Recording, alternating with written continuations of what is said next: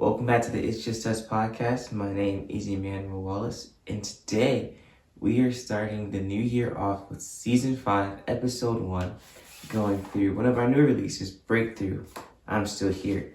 Now, this book is interesting because originally it was supposed to be a continuation of our book, Freedom. This is the meaning of life, but it shifted. So now it's more so just an encouragement book talking about how to overcome the walls that show up in our lives. There will be a continuation of Freedom. It'll just be a little bit. But this year we do have 2 new releases coming out. We have Karam Deo, which is a 7-day self-evaluation journal. And then we also have When Disciples Fall, talking about what happens when we don't understand God's plan and how we get up when we do fall and keep moving forward. The comparison between Judas and Peter.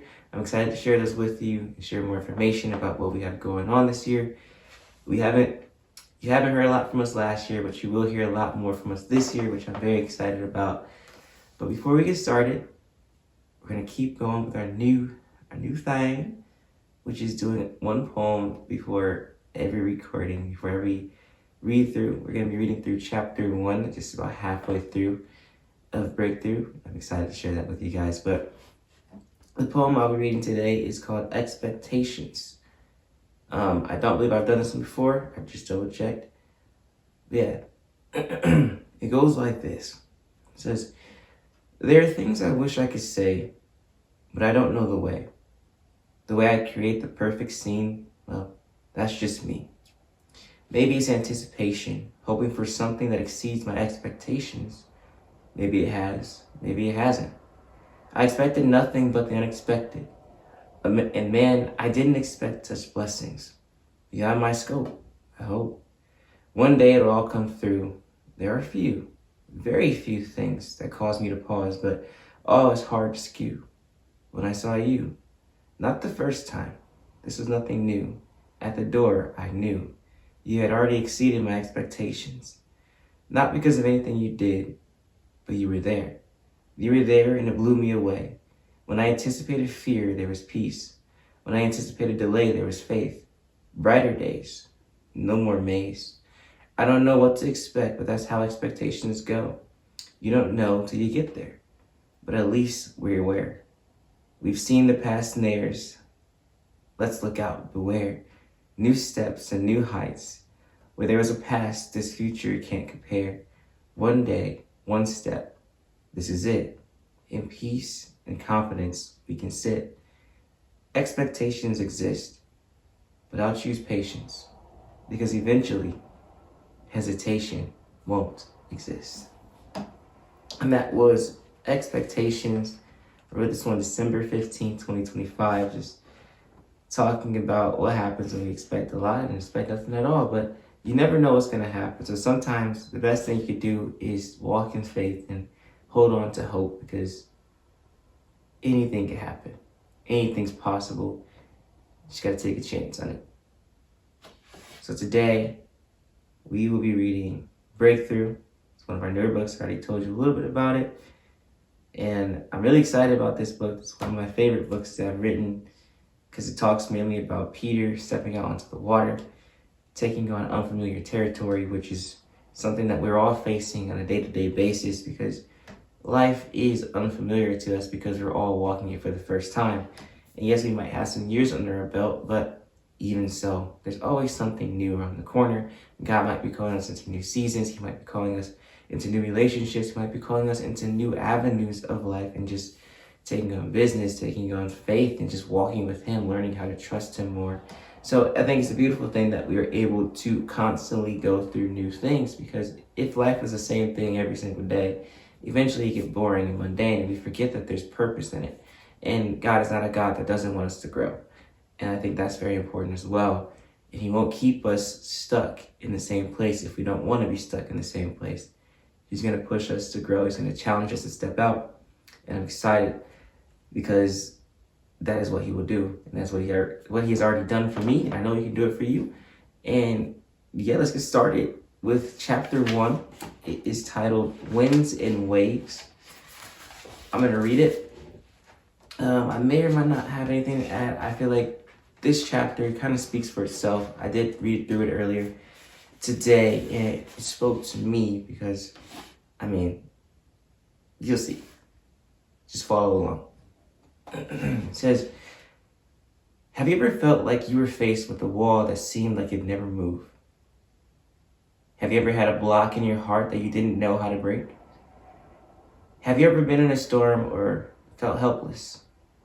I have. This life is full of these moments. Sometimes it feels like every time we break through one wall, there's another over and over again. It's exhausting to keep breaking walls that seem to endlessly respawn. It feels like when we choose the things of God, it's an unnatural thing for us. It's not something our flesh is accustomed to, English. We can't assume control over battles that were never ours. Walls for me were formed when I thought I could stand in front of God and take the blows for him.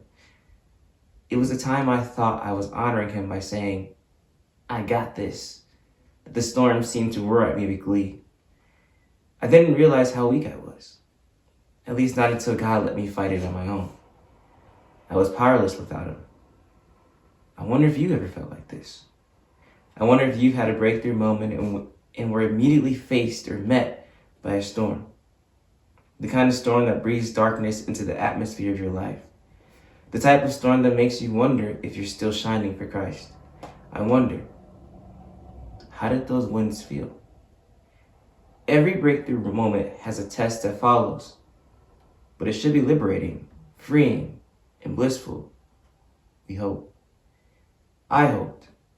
Unfortunately, that's not the case. We still have school on Monday. We still have work to attend to. We still have a house to take care of. We have life to deal with. Every day we are faced with storms. Some wait for us to come back down from our spiritual high, and others prefer to take us down by force. It's the times where our eyes are trained wholly on God's presence that the winds and waves make their presence known. We speak internally to these things, asking, after all this time, why now? I'm on track and this is where you want to meet me? Sometimes, yes, it feels like a hopeless battle. I know. I've had times where I felt like I was drowning almost immediately after having a moment on the water's surface. Like Peter in Matthew chapter 14, verses 22 through 31, it says, and straightway Jesus constrained his disciples to get into a ship and go before him unto the other side, while he sent the multitudes away. And when he sent the multitudes away, he went up into a mountain apart to pray. And when the evening was come, he was there alone. But the ship was now in the midst of the sea, tossed with waves, for the wind was contrary. And in the fourth watch of the night, Jesus went unto them, walking on the sea. And when the disciples saw he was walking on the sea, they were troubled, saying, it is a spirit. And they cried out for fear. But straightway Jesus spake unto them, saying, be of good cheer, it is I. Be not afraid. And Peter answered him and said, Lord, if it be thou, bid me come unto thee on the water. And he said, come. And when Peter was come down out of the ship, he walked on the water to go to Jesus. But when he saw the wind boisterous, he was afraid. And beginning to sink, he cried, saying, Lord, save me. And immediately Jesus stretched forth his hand and caught him, and said unto him, O thou of little faith, wherefore didst thou doubt? When his eyes left Jesus, that's when he began to doubt. I've read this story many times, and each time something new highlights itself to me. This time, as I write to you, I see one thing that snatches my attention.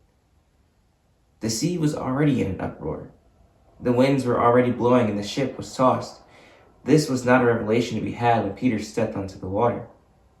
Peter was made vulnerable in this situation of faith and reality. I wonder if he was asking himself, is this even possible? I wonder how fast his heart was beating in this moment, if he could breathe as he stepped towards Jesus. Maybe that's what made him focus on the wind. Why is it me that's being tossed by the waves and blown by the wind? I could imagine him asking himself these questions as he fell into what would become a focus-based struggle. Peter, the one who asked to be granted access on the water's surface, began to sink when he forgot his reason for standing, walking in the midst of the storm. This was a breakthrough moment. It was Peter overcoming the confines of the boat, breaking through and past human understanding to pursue something much greater, Jesus. He was free. He was walking in faith, on faith, if you will. He was standing on a battlefield where he had to remain focused on the source of his standing, the source of his balance. But Peter hit two walls when he began to focus on the wind. Instead of asking himself, who's keeping me afloat? He asks, how suddenly will I be blown over and drown? After having accomplished something none of us could imagine doing today, Peter sank because he allowed his eyes and perception to become walls that would halt his steps from pursuing Jesus. He became convinced of fear more than he was given to faith. All he had to do was keep walking, keep going until he embraced Jesus in the sea. Imagining what tears of joy would have fled down his face as he met his friend. I believe all of the water around him that splashed in his face as he walked wouldn't even be measurable to the weight of his relief. But that's only if he remained. Like a lot of us, he saw the wind and heard an unsatisfied roar. I ask myself, and I'm asking you, if the wind was so great an adversary, why didn't Jesus move until Peter cried out? I don't ask this to say Jesus wasn't doing anything. His actions weren't physical when Peter stood. Okay. His action of stillness represented his faith in Peter's faith. Why would Jesus wait if he didn't think Peter could reach him? We don't know how far Jesus was from the boat and Peter. We do know he was present and near enough for Peter to physically see him. He was near even after Peter broke through the first blockade of safety. Peter was willing to leave his safe place, the boat, to pursue Jesus. We should all take note of this. The first blockade we all will face is our source of safety. For some of us, it's how we were raised, how we see ourselves, who we hang around, and for others, it's alternative methods of escape. These are our boats. For me, my space of safety was my own head. Like Peter, the minute I took a step out of it, I was hit with boisterous winds. They persisted and didn't stop, and the waves crashed like bulls into the walls of my legs. They were unavoidable. But Jesus, the one who called me onto the water, remained unmoved by the storm raging around me. I could see him, but as I walked, a wall emerged from the surface of the water. It wasn't brick or stone, it was glass. And there I stood, face to face with me. My fear, my voice, screaming to me, this is not normal. You shouldn't be doing this. It takes me to the day I got baptized. I had to work an early 5 a.m. to 2 p.m. shift. The entire time, all I could think about was, what is this going to be like? Will I actually receive the Holy Ghost? I was on the verge of psyching myself out. 9 hours is more than enough time to cause some turmoil. I was on the verge of sinking. It may not seem like getting baptized in Jesus' name is like stepping into uncharted waters, but when you see it as sacred as it is, then its weight begins to have some pull. Thank God for Isaiah 41:10 saying, fear thou not, for I am with thee. Be not dismayed, for I am thy God. I will strengthen thee, yea, I will help thee, yea, I will uphold thee with the right hand of my righteousness. I had the remedy to my fear, and I had a new point of view. Yes, this wall was glass, but it could be shattered. When I shifted my focus from my situation and my hesitation, I realized the glass only made God that much clearer. If you understood that God is near when we are weak, the wind and waves become bearable. Because if Jesus knew it wasn't Peter's power keeping him on the water's surface, but his why, why should we worry about keeping ourselves afloat too? Jesus knew that if he didn't bid him to come, he never would have taken the first step out of the boat. The same applies to us. Jesus didn't ask Peter to worry about his surroundings. He was challenging him like a babe taking his first steps to come to him and walk the walk of faith. The difference between the baby and Peter in this sense is the baby, though it is bound to stumble, its focus would not shift from its father's arms.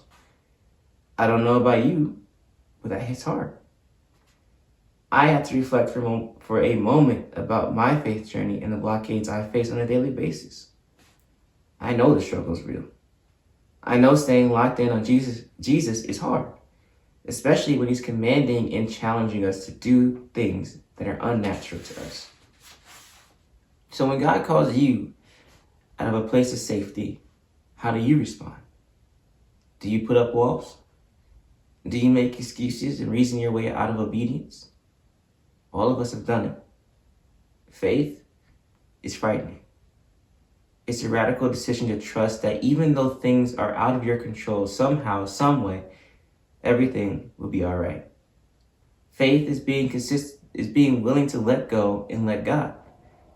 It's hard when you're constantly faced with walls of varying densities.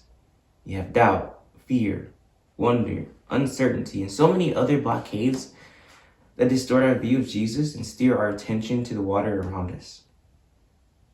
If you've ever felt like you were drowning in these things, it's because you're surrounded by barriers that you need to break through. Note this. When Jesus came, all 12 disciples saw him on the water. 24 pairs of eyes were on him, but only one pair of feet were headed his direction. You don't have to be completely certain. You just have to go.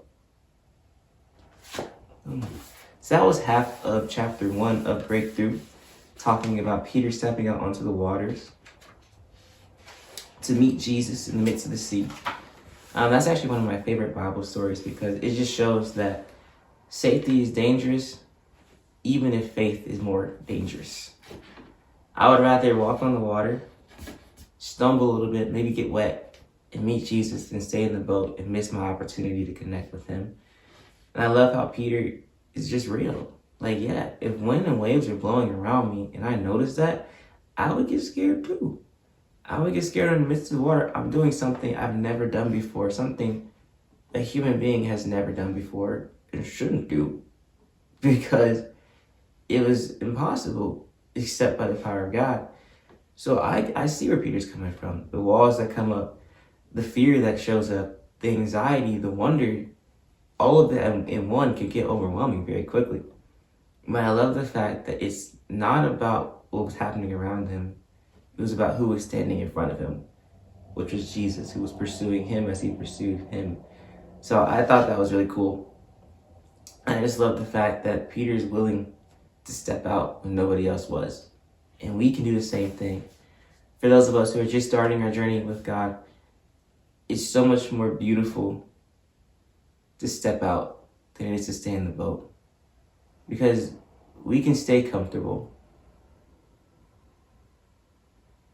But if we get uncomfortable and meet Jesus, it's so much better.